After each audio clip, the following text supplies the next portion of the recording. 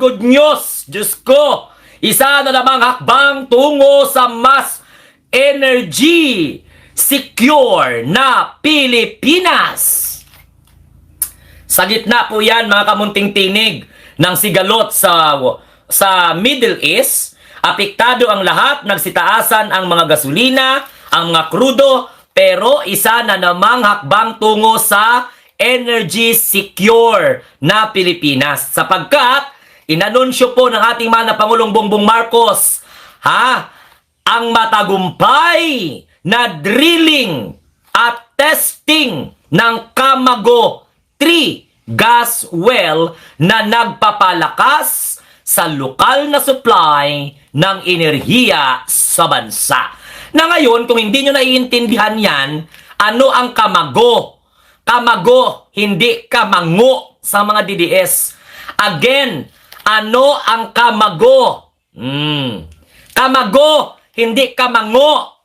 Para lang na yan kamango sa mga DDS. Ang Camago, ito po ay isang bagong gas well ito, na kung saan matatagpuan sa Malampaya na matagumpay na nadidrill at natitest bilang bahagi ng Malampaya Phase 4 project. So bakit ito mahalaga, mga kamunting tinig? Makinig mga DDS ng mga alinyanga.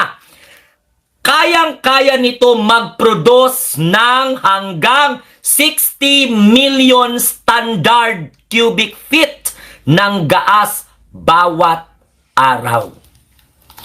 At humigit kumulang 2.5 beses na mas malaki kaysa Malampaya East 1.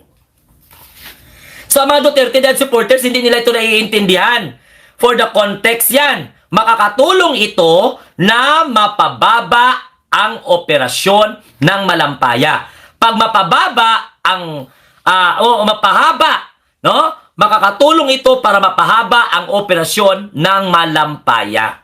So anong ibig sabihin nito para sa mga Pilipino? Ano ang kalagahan nito para sa mga Pilipino? Okay? Dahil dito, sa pag-success ng drilling and testing operation, magiging tuloy-tuloy na maaasahang supply ng kuryente. So, siyempre, mas mura ang lokal na gas kumpara po sa imported na fuel. So when it comes sa bayarin ng kuryente, dahan-dahan po yan na magagawa. Okay? Now, sa enerhiya naman, magkakaroon po ng energy security ang bansa. Ngayon, sabi ko nga sa inyo, magkakaroon ng magandang epekto itong mga gera-gera na ito sa Middle East. Diba sabi nga natin, may kasabihan tayo, that after the rain, there is a rainbow. Kapag pagkatapos ng ulan, mayroon pong bahaghari na sisibol. Kapag sa alapaap, may magsisikat ang araw. Naintindihan ba ninyo? So, positive tayo, kaya wala man tayo magawa sa gera, kaya hindi man natin kontrolado. Naintindihan? So, pero sa punto na ito, ang advantage, mapupersa ang bansa natin. Kaya kailangan ng cooperation. May nabasa ako dyan kanina na wala pong sisihan. Kaya alangan sisihin mo ang Pangulo. Sisihin mo ang kaya lahat naman. Iran, Iraq, Israel, kaya sila may nagagubot dito. Wala tayong magawa, kaya apektado. Kaya siyempre, dependent pata sa mga lugar na yan when it comes to oil. Okay? So every time talaga na magkakaroon ng world conflict, kaya makonsider naman natin to na world conflict, tataas talaga yan. Correct. Even though in Islam area of Tondo, di ba Catriona Grace see silver lining? Yan. Di ba? Kayo naman kasi talaga, huwag kayong magpadalos-dalos. O ngayon, syempre, although alam naman natin na ang presidente ay nagdeklara ng National Energy State Emergency. So, pero ang gobyerno natin gumagawa ng paraan. Kaya nga nagkaroon tayo ng matagumpay na drilling and testing dyan sa may Camago 3, no? Phase 4 na ito ng Malampaya. So, mas nababawasan, mga kababayan, ang pagdedepende sa imported na enerhiya kapag patuloy na magdiskobre ng ating likas na yaman sa kailaliman ng ating teritoryo. Correct? Na. Saan ang ginagawa nila? Kung hindi ka na magmadali, ma'am, i-message mo ako, ma'am, kay magawa tayo ng paraan, puntahan natin, ha? Yung area ng Malampaya. Puntahan natin yan kung saan ang ginagawa nila. Kaya nagatanong ka man, huwag ka muna magmadali, mama. Kung pwede, mag-message ka muna sa akin sa messenger, kay gagawa tayo ng paraan, kay Arkilahan Takag Baruto para puntahan mo doon. Daw aling nga kabalaiman, maghanap ka. Klase naman tanan ni nga proteksyon, siyempre laban sa pagbabago-bagong presyo ng langis sa global market. Kapag stable na, energy secure na tayo, alam mo bakit nagkakonsepto tayo na magkaroon tayo ng energy sector? Dahil po sa mga nangyayari globally. Ang mga nangyayari, which magkaroon ng global impact, apektado tayo, makakatulong yan para paano po tayo mag-innovate. Bota na, do visit, man tanan ng gago nga na. Iyaw ko tanan ng si paun ta ka na, lintik ka. Do alinganga ka. Kailan pa kaya? Gagagugin as in. Available naman ang info, ano ang ginagawa ng government. Correct! Ginoo ko, Santissima Trinidad.